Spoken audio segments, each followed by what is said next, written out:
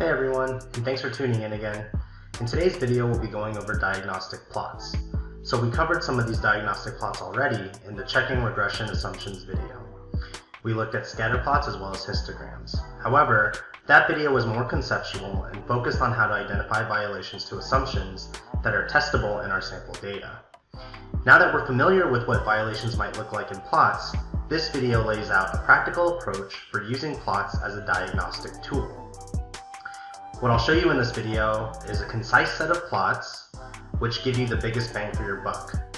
This approach is easy to implement in your data analysis workflow and should work well for any regression analysis as well as other analyses that are extensions of regression. For example, there's structural equation modeling, multi-level modeling, and factor analysis. As mentioned in class, remember that all assumptions are likely to be violated to some degree, especially in sample data. However, it is unreasonable to try to fix every single violation, and that shouldn't be the point. Many of us have lives and cannot spend an unlimited amount of time checking that assumptions are met or addressing assumptions that are violated. So a more reasonable goal is to provide evidence that the assumptions are not too badly violated or passable, and therefore the results of the analysis are likely to be unaffected. So there are two things. If there are no severe assumption violations, then you are able to proceed with running the analysis and interpreting the results as usual. But if there are severe assumption violations or evidence of severe violations to assumptions, then more work needs to be done. But at least it's clear where your efforts should be focused. So with that, let's go ahead and get started with the lab. Alright, so I have R open here, and the first thing we're going to do is read in our data. We've been doing this for the past couple of labs, so we'll be working with Reg Data 3 once again. So to read in Reg Data 3, create an object called Reg Data 3. I have my assignment operator here, and then I'm using the read.table function to read in the data set. And so remember that on my personal machine, it's on the C drive in the datasets folder. That's here. And then it's called regdata3.dat. So I'm using the tab delimited file. And then all of that goes within quotes. I have my comma here to separate with the second argument for my read.table function. And so my second argument is specifying the header, which is true because the first row of my data set are variable names. So header equals true. And then one more comma to separate with the third argument where we specify the separator. So sep equals, and then to specify that it's a tab, since it's a tab delimited file, it's \t, and that goes in quotes. All right, so let's go ahead and read in our Reg Data 3 data set. And then we can take a look at it. Yep, so same as always, we have x1, x2, y1, y2, and y3. Now remember, the way that this data set works is that anything, the numbers should match for predictor and criterion. So x1 and y1 are supposed to be in the same model, x2 and y2 are supposed to be in the same model, and y3 is just an extra criterion with no corresponding predictor variable. All right. So the first thing we're going to do for diagnostic plots, this is where you'll get the biggest bang for your buck, is we're going to create a scatter plot matrix with histograms on the diagonal. So to do that, we're going to be using the psych package. So we'll load that using the library function. And then we're going to use the pairs.panels function. The first argument is the data set, so Reg Data 3, and then comma to separate with the next argument. Next, we'll specify what kind of correlations. And so here we just want regular Pearsons, and that goes in quotes. Our third argument is hist.col, which is going to be the color for the histograms. So I'm going to make those olive drab. And then here I'm going to turn off some options that make the plot a little messy. So by default, it prints the density for the estimated density for the histograms, and so I'm going to turn that off by typing false to make sure that our plot is a little cleaner. And then for the scatter plots, it draws ellipses, which I also don't want because it makes the plot a little bit messier. So again, we want to turn density off. So we type equals false, and then we want the ellipses turned off as well. All right, so let's go ahead and run these. So I'll load the site package, and then I'll run my pairs.panels function. And then here, if we click zoom, we can look at our scatterplot matrix with histograms on the diagonal. Okay, so the variables are on the diagonal, or the variable labels. So we have x1, x2, y1, y2, and y3. For the lower triangle, we have our scatter plots. And a nice little added feature is this non-parametric, it's a low S type line that kind of shows us any trends in the data. So here you can see there's kind of like a U-shape between x2 and y2. Here we can see some flat lines, and then here you can see a sort of increasing between x1 and y1. So as x1 increases, y1 increases as well.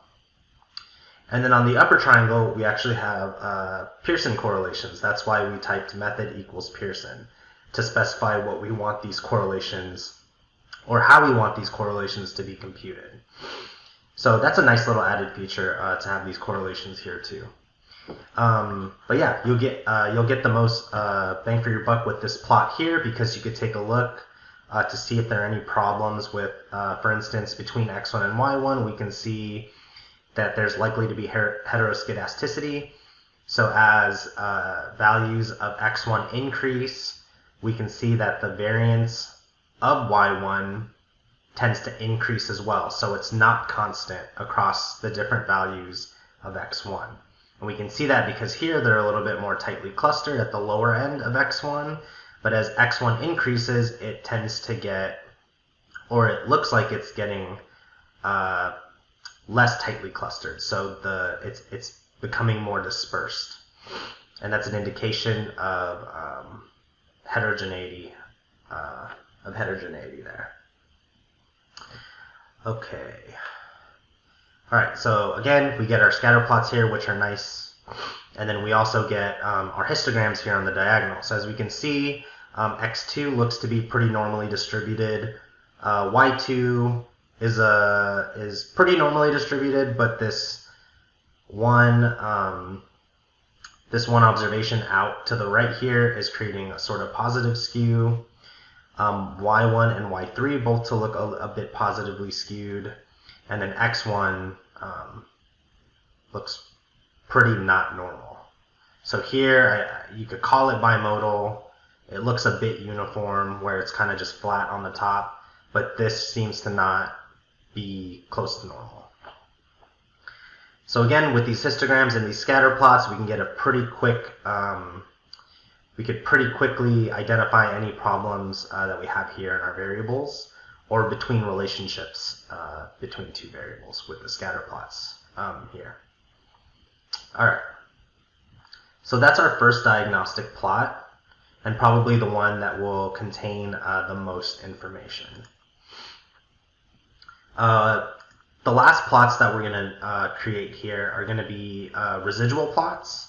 And so we'll look at one plotting the raw scores of x1 against the residuals for the model of y1 being predicted from x1.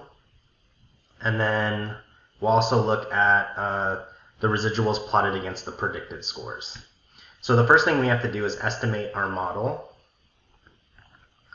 So I'll create an object called fit1, and fit1, we're going to use the lm function to estimate our regression model which is, just as for these example plots, we're going to look at x1 predicting y1. Data equals Reg Data 3. All right. Again, we're going to use the LM function to estimate our model that predicts y1 from x1, and then our data, our Reg Data 3. And then I'm going to create some new variables. So in the Reg Data 3 dataset, I'm going to create a variable called resid, and this variable will be the residuals of fit1, which is our model predicting y1 from x1. Similarly, I'm going to create a variable called pred, which will be the predicted values from fit1. So the residuals functions will collect the residuals from your model, and our model here is fit1, and then the predict function will compute the predicted values from your model, which in this case is, again, fit1.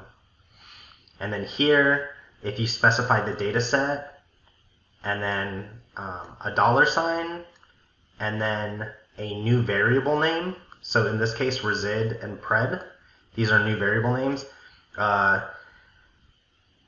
this will create new variables and put them automatically into your Reg Data 3 data set. So if we look at Reg Data 3, we have 5 variables, and then after we run these lines here, you'll see that we'll have 2 more variables.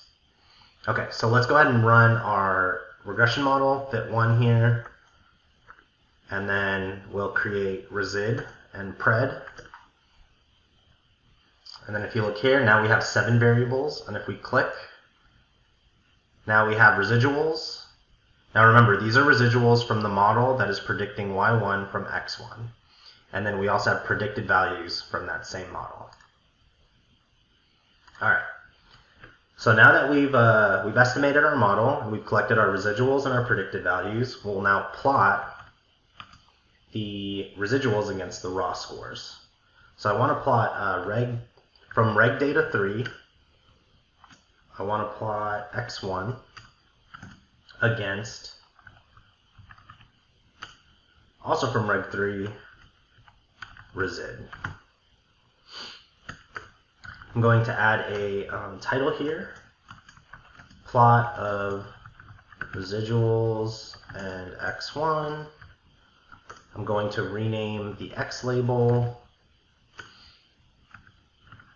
Now remember, when you use the plot function to create a scatter plot, and if you specify variable names in this way, this is what will be printed on the x-axis. So Reg Data 3 $x1.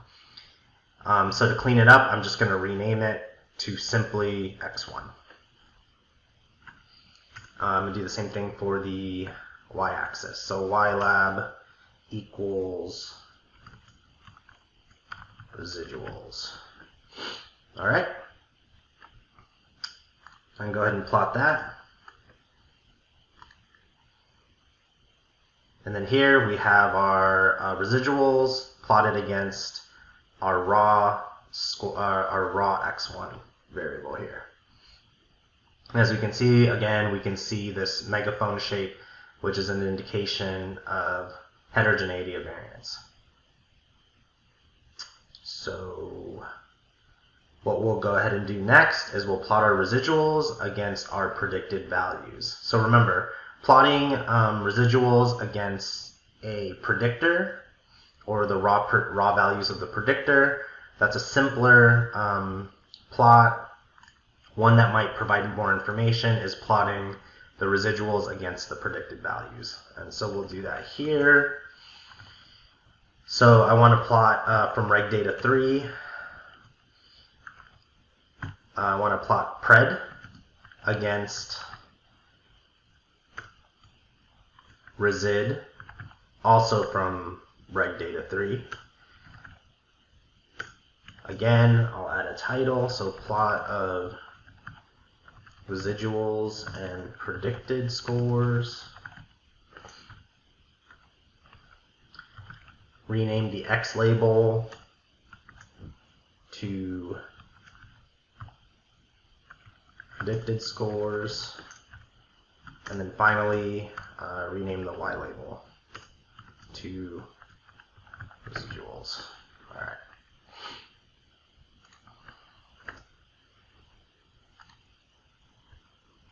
And then here we have our plot of residuals and predicted scores. And again, you could see evidence for heteroscedasticity here. All right, and then since this is a simpler case, you'll see here as I scroll that the plotting the residuals against x1 or the predicted scores produces the same exact plot. The x-axis values are a little bit different, but the actual scatter plot doesn't change. It's the same thing. But again, we're dealing with one predictor here, so this is a very simple case. But in more complex cases, using the predicted values against the residuals, it's more likely to be telling of violations to assumptions.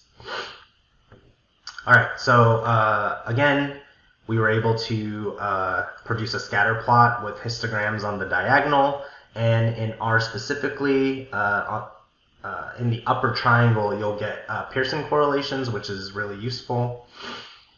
We estimated our model here so we could get our residuals and our predicted values, and then we made plots against raw values of the predictor, or we plotted residuals against raw values of the predictor, and then we plotted residuals against our predicted values. And with that, that concludes this video on diagnostic plots in R.